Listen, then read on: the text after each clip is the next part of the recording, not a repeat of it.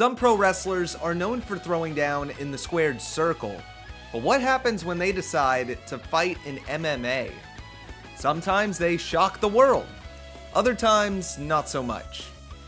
This video isn't about guys like Ken Shamrock or Bobby Lashley. We already know they fought in MMA. We're looking at some of the more deep cuts, the names you had no idea tried their hand in combat sports. Some of them won, some of them lost badly, and some almost fought but backed out just in time. These are some TNA and WWE wrestlers you didn't know fought or almost fought in MMA. Most people step into their first MMA fight with two working eyes. Allison K, she said, nah, let's make it a little more interesting. In her debut fight, she got eye gouged in the first round. Her eye swelled shut, and she still managed to choke out her opponent in the second round. Absolute savage. But that wasn't the end of Allison K's MMA story. In December of 2020, a fan suggested that Thunder Rosa and Allison K should settle their beef in a cage. Kay, well, she was all for it. She said, I want this bitch in a cage. They got the budget for that? Rosa responded with a simple, let's do it. Unfortunately, no promoter stepped up, but that fight is still out there, waiting for someone with deep enough pockets to book it. I guess we're just gonna ignore the weight class difference here. This will be an open weight freak show fight, and I'm here for it. Allison K is a former TNA Knockouts champion and is definitely one of the more physical competitors in women's wrestling. She brings a whole new meaning to TNA Knockout. But let's move to the X Division. You know Zachary Wentz, a high-flying member of the Rascals. Before all that, he had an MMA fight, and it ended in just 47 seconds. In 2013, Wentz, fighting under his real name, Zach Green, took on Stephen Parsons in an amateur MMA fight, and by took on, knocked him out in under a minute. No UFO cutters or spiral taps. This was just straight up fists to the face. Turns out Wentz isn't just an aerial artist, he can also punch you until you regret your life choices. These attributes are still represented in his pro wrestling style, and his background in high school wrestling at Alita High School gave him a solid foundation for combat sports and his eventual transition to pro wrestling. Continuing the trend of TNA champions, Moose is a former TNA world champion and a freak athlete, so naturally he figured he could step into MMA and wreck shop. But before he could test himself, the Hall of Famer Frank Trigg got a hold of him. Moose had trained with Trigg and seriously considered MMA, but Trigg convinced him otherwise. That said, Moose still wouldn't mind one fight, just to prove he can do it. His exact words, if I win, I'm a badass. If I lose, well, I suck at it. At least he's honest. Moose is a former NFL player, and that brings explosive power and athleticism, which could have made him a dangerous heavyweight fighter had he gone down that path.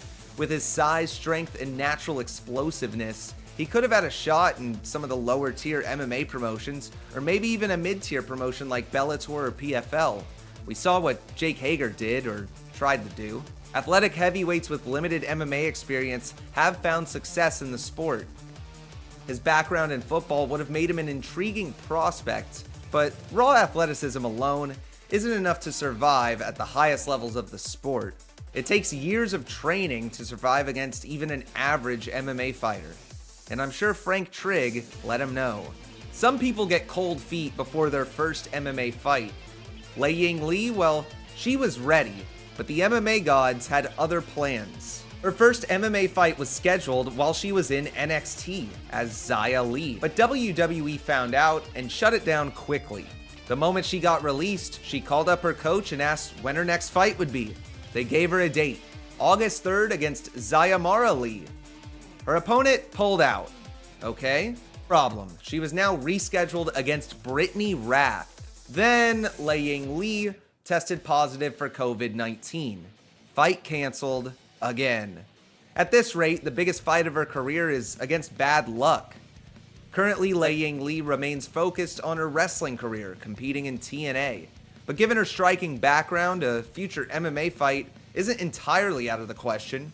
Trained in Wushu, a Chinese martial art, Liang Lee has one of the most legitimate striking backgrounds of any women's wrestler, with an additional background in Sanda, Chinese kickboxing style that blends striking with takedowns. Liang Lee has real combat skills. Another TNA knockout that made her way into the cage, Jessica Kresa, or ODB. Yes, the Knockouts brawler made her way into an MMA cage in 2005. Her opponent, Kelly Cobald, who submitted ODB in the first round with an armbar. A lot of people don't know that ODB had an MMA fight, but honestly, it's not too surprising. If you've ever seen her wrestle, you know she's fearless. At least her first fight lasted longer than Santino Marella's. And if you only know Santino Marella for his comedy wrestling antics and the Cobra, you'd probably never guess he tried his hand at MMA. Santino had headed to Japan under the name Joe Bosco for some reason, and made his MMA debut in 2004 to take on Takashi Ashino at a Shudo event. It did not go well. Santino lasted about 26 seconds before getting knocked out. While he later claimed to have a 6-1 MMA record, there's no proof of those 6 other fights that he apparently won. What has surfaced, however, is his success in training others, as he went on the Open Battle Arts Academy, a gym specializing in both pro wrestling and MMA. Yes, Santino Marella, the Cobra guy, is a badass. Speaking of badasses, we've got David Kash, better known as Kid Kash. But he wasn't a kid anymore. By 2016, he was 47 years old. What better time to venture into mixed martial arts? Kash faced Lindsey Jones at Valor Fights 38 on November 5th in 2016. The bout concluded swiftly, with Kash suffering a knockout just 39 seconds into the first round. Also on the call, Josh Matthews for some reason. Pretty positive this is the only MMA fight Josh Matthews has ever called. Despite the outcome, his willingness to step into an MMA cage at 47 years old proves one thing. Kid Kash has that dog in him. And Kushida, before dazzling fans with his technical prowess in the wrestling ring, he had a pretty notable career in MMA. Competing in 8 professional bouts between 2003 and 2005, he amassed a record of 6 wins, 2 draws, and no losses. Kushida was undefeated in MMA, trained under the renowned Nobuhiko Takada at the Takada Dojo during his junior high school years. He made his professional debut in 2003 for the ZST promotion, where he would win the ZST Genesis Lightweight Tournament in 2004.